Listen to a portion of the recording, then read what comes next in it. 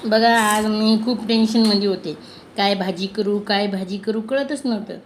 मग मला फ्रीजमध्ये सापडला पत्ताकोबी. मग म्हणलं चला आज आपण पत्ताकोबी करू, साधं आणि सिंपल खुडी मिरचीचं.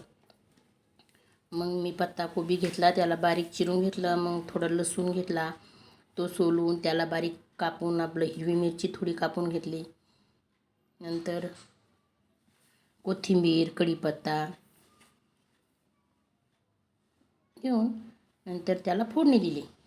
जिरे, मोहरी आणि नंतर मग लसूण टाकला, मिरच्या टाकल्या आणि आपल्याला पत्ताकोबी करून घेतला. कधी कधी खूप मोठा प्रश्न पडतो, आज भाजीला काय करावं सुचत नाही.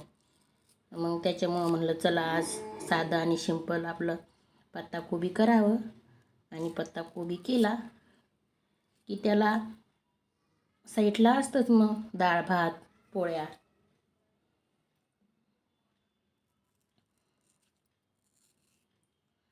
सर्वात मस्त आणि सोपी साधी रेसिपी, इतकी छान लागते की तुम्ही जर एकदा करून बघितली ना तर तुम्हाला पत्ताकोबी खाण्याचा कधीच कंटाळा येणार नाही. खराब वास येत नाही, काही नाही.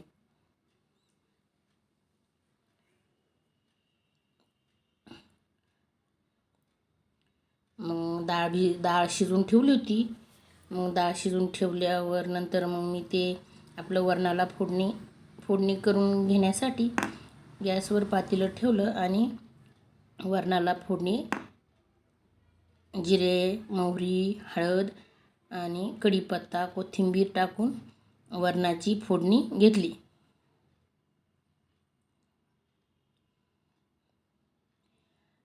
कोरडी जरी भाजी असली ना, त्याला साईडला वरण भात असलं की सोपं जातं.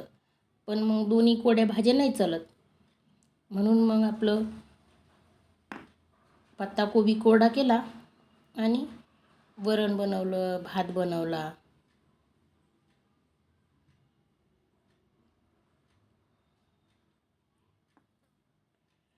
सध्याला पावसाचे दिवस आहे आणि बाहेर सारखा असा अंधारा पडल्यावानी दिसतोय.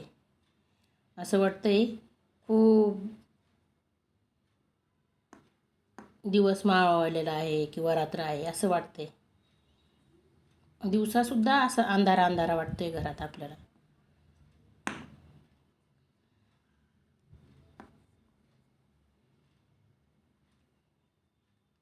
चला आता वरण झालं. मग भाताची शिट्टी काढून घेतली. कुकरमधून भात लावून घेतला आणि आपल्या मस्तपैकी गरमागरम पोळ्या करायला घेतल्या. पोळ्या सगळ्यांच्या शेवटी केल्या की गरम गरम खायला मिळतात.